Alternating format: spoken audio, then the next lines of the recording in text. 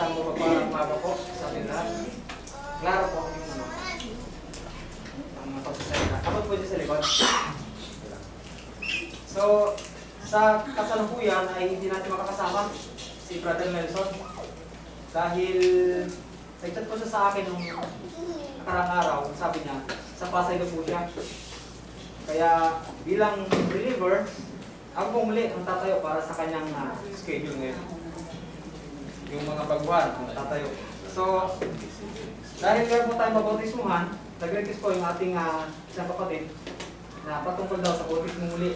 Dahil nung nakaraan ay sinalakan po yung bautismo, wala po sila yung ating pong bautismo. So, sa bago po ito, yun po muli ang aking tatalakay dahil yun yung kanyang request.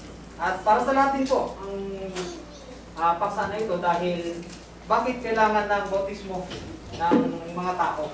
Bakit kailangan nating sundin yung tinatawag na pagbabautismo? Dahil lagi nating tatandaan na tayo mga nilikha ng Diyos ay kailangan sumunod sa pinag-uutos ng Diyos at kasama doon sa pinag-uutos ay yung tinatawag na pagbabautismo. Kailangan sumampalataya, kailangan maniwala sa ating Panginoong Jesucristo at kailangan maniwala, sumampalataya at magpa-bautismo.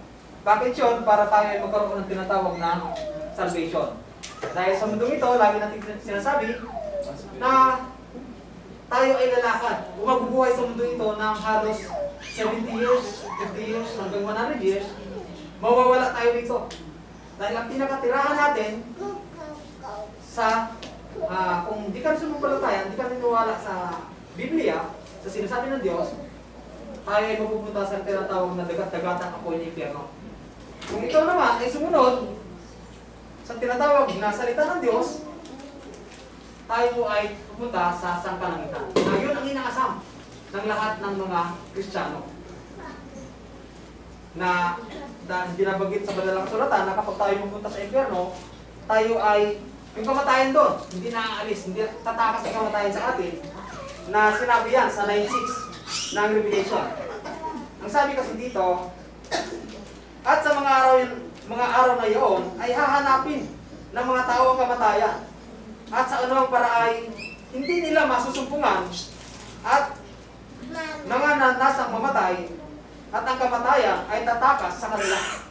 So dahil ang tao kapag nahihirapan na, gusto niya nang mamatay. Kung tayo mapunta doon sa dagat-dagatang apoy, dahil sa sobrang sakit, gusto mo nang mamatay, hindi ka mamatay-matay. Dahil tumakas na yung kamatayan, eternal condemnation ang tawag doon. Walang hanggang paghihirap. So ngayon, hanggat may buhay tayo, may pag-asa tayo na maligtas.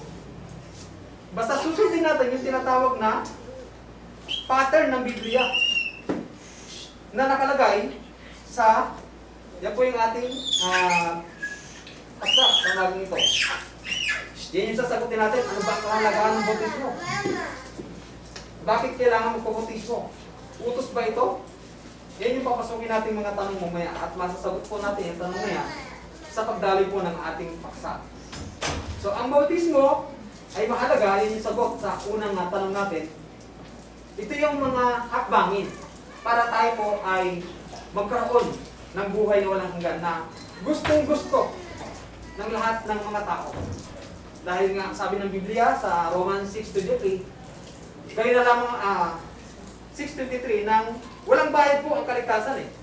Romans 6, basahin ko lang po saglit. Romans 6, wala pong bayad yung tinatawag na kaligtasan. 6:23 nang sapagkat ang kabayaran ng kasalanan ay kamatayan. Tatapat ang kaloob na walang bayad ng Diyos ay buhay na walang hanggan kay Kristo Jesus na Panginoon natin. So yung kaligtasan na ino-offer sa atin, walang bayad po ito. So bakit hindi natin i-grab? Hindi natin kunin? Dahil kung ilalapat natin sa panahon natin ngayon, lahat mahal na. Lalo na yung rulo. Lahat nagmamahal. Pero ito walang bayad to. Wala pong bayad. So bakit hindi natin i-take advantage o i-grab yung tinatawag na kaligtasan na to? Ito yung utos ng ating Panginoon Hesus Kristo bago siya umakyat sa langit. Dahil pagkatapos niya mamatay, nung ipinakot sa krus, ang ating Panginoon Hesus Kristo, nung siya ay mapako sa krus, yan, pagkatapos niya mabuhay, ito yung ginili niya sa kanyang mga alagad. Sabi niya sa 18,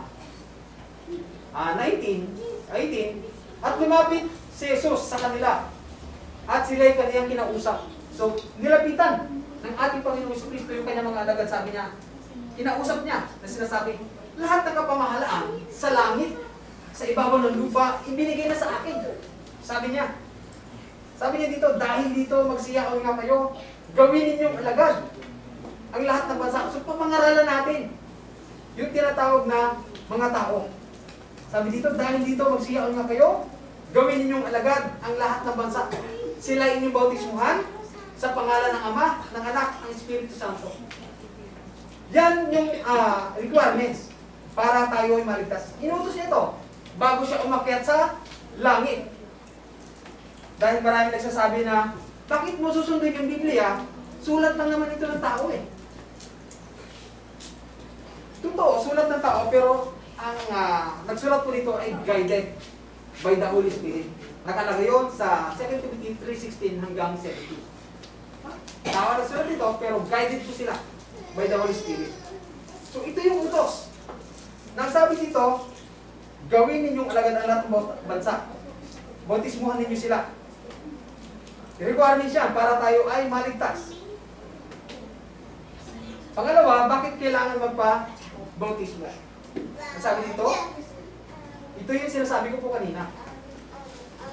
Nakasama sa requirements yung tinatawag na pagbabautismo. Sabi sa 16:16, ang sumampalataya, mabautismuhan, maliligtas. Pansinin niyo po.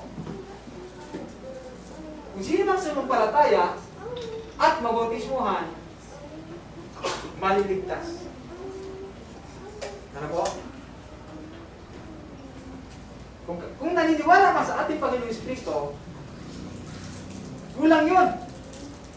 Kailangan mong magpa-bautismo para ikaw ay maligtas.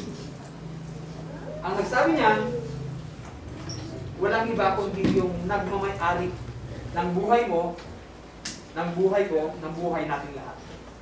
Siya nagsabi niyan. Siya din ang nag-uutos nang sabi niya, huwag paubayaan ang pagkakatipod.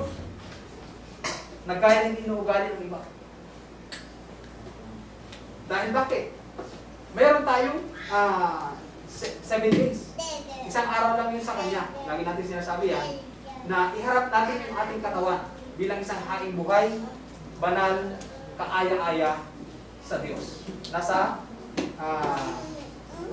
Hebreo chapter 12, verse 2. Na yung ating katawan ay iharap natin bilang isang haing buhay, banal, kaaya-aya sa Diyos. So, para hindi tayo magpunta doon sa tinatawag na dagat-dagatang apoy, ito po yung gawin natin. Sumampalataya at magpa-bautismo. Ano po? Utos ba? Utos ba na magpabautismo? Yes po. Dahil mismo ang ating Panginoong Jesucristo ang nagsabi sa Matthew 19, dahil dito magsiyahan nga kayo, bautismohan ninyo sa pangalan ng Ama at ng Anak at ng Espiritu Santo.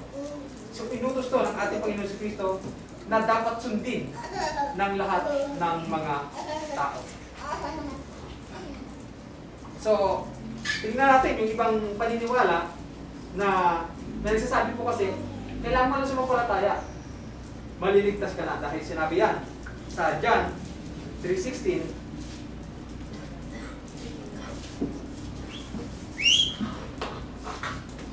Ang sabi po ng John 3:16 ay ganito, sapagkat gayon na lamang ang pagsinta ng Diyos sa sanlibutan, na ibinigay niya ang kanyang buktong na anak, upang ang sinumang sa kanya sumampalataya ay huwag mapahamak, kundi magkaroon ng buhay na walang hanggan.